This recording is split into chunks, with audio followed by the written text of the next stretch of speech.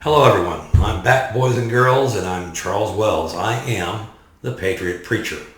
Today, we're going to discuss yet another thing that is being taught to our children at the indoctrination centers that we fondly call schools.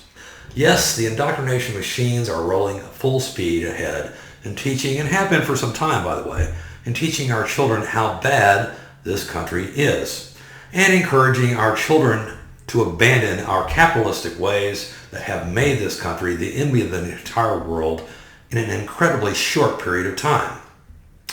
You know, they're being taught that the only way that we can atone for all the evil doings that we've done in this country is to wash away the old and bring in a classless society, where of course government controls all means of production and the distribution of goods and services. Polls show that fully half of our impressionable youngsters have a favorable view of socialism as a way to even the playing field. Many of us have heard the Marxist quote from 1875, "From each according to his ability, to each according to his needs." You know, this basic Marxist principle, which refers to, of course, the redistribution of wealth from the producers to the needy folks in our society, has been responsible for the absolute darkest days for all kinds of countries in our history, including the Soviet Union and Venezuela. Of course, the people who advocate these policies never have their own skin in the game. They are already wealthy and part of the politically elite. Their wealth and their well-being is assured because they are part of the elite. We are told over and over again that socialism is a good system, but it just hasn't been done correctly. But the liberal Politburo have it in their minds that they are the ones who can do it. Capitalism, you know, it may not be perfect. It's really a free market system. It's not so much capitalism. And my emphasis on free, because you, just like any other freedom that you have, this is financial freedom. The ability to make it on your own and make it by the sweat of your own brow. But it has lifted billions of people out of poverty by allowing them to profit from their own hard work.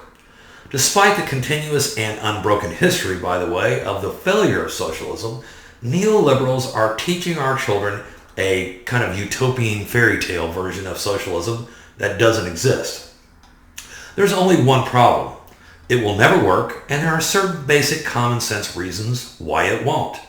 You know, the first time socialism was tried, it wasn't even called or known as socialism. You know, when the first settlers in America landed in 1607 and called their new settlement Jamestown, basically their leader, John Smith, you know, he needed a way to organize everybody. He saw the need to organize the settlers, and the first thing they tried was a socialistic system that required all of the settlers to give everything to a common store.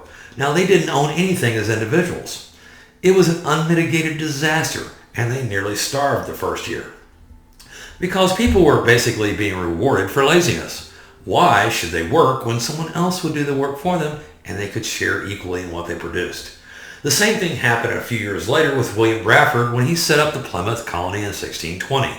People didn't want to work until they were given their own land that they could wholly profit from their own labors. You know, it's very simple, folks. It doesn't take a brain surgeon to figure it out. Socialism doesn't work because it removes human incentives that we actually need in our lives. We work because there's basically some kind of reward at the end of our labors to make it worthwhile. That is human nature 101.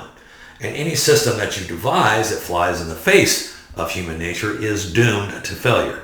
Think about it. When people were being given these large unemployment checks from the government during COVID-19 outbreak, and in some cases they were making more to not work than they were to work, they didn't want to go back to work. Duh. Additionally, since the government runs everything, nothing is done efficiently. Why? Because there's no competition for government to make them efficient. Listen, you know, I worked in the federal government for 20 years as a military guy, and I worked in the state government for 5 years and for DPS, and I can assure you the waste was horrendous. And there were many people who did the bare minimum, as little as they could, to get by to get their paycheck. And I will go one step further, folks. Socialism is an inherently evil system because you are forcefully taking away the fruits of people's labor and giving it to someone else. That's called theft. You are punishing the producers by stealing from them until they no longer have any incentive or desire to produce. Socialism is just one stop away on a continuous spectrum that leads us to what I call the ism category. Nazism, communism, fascism. Of course, there's also military dictators like dictatorships like North Korea, religious oligarchies like Iran, and what we're seeing in the post-Trump liberal agenda is a fast track to cement the socialist agenda. To dismantle a free society such as ours, you need to attack it on a number of fronts. First, you need to limit people's religious freedoms. Now, of course, they don't attack everybody's religion, just Christianity, because that's the basis of this country. Tyrants want you to depend on them, not God. And then they want to take away our means of protecting ourselves. That's why liberal lawmakers are forever taking every opportunity to attempt to limit guns in the hands of law-abiding citizens. After all, if you take guns away from law-abiding citizens, the only people who will have guns are criminals. Then they want to limit people's freedoms. This is done by adding, numerous and endless array of laws and unnecessary regulations. You have to remember that laws boil down to the barest essence, the most basic concept, only do one thing. They restrict behavior and punish particular behaviors. And of course, they're always for our own good. Then they want to take away our money through endless taxation that would have made our founders turn over in their graves. What you have is the end product is a society that is now equally poor, except of course the small cadre of folks that are loyal to the government and that has imprisoned the rest of us.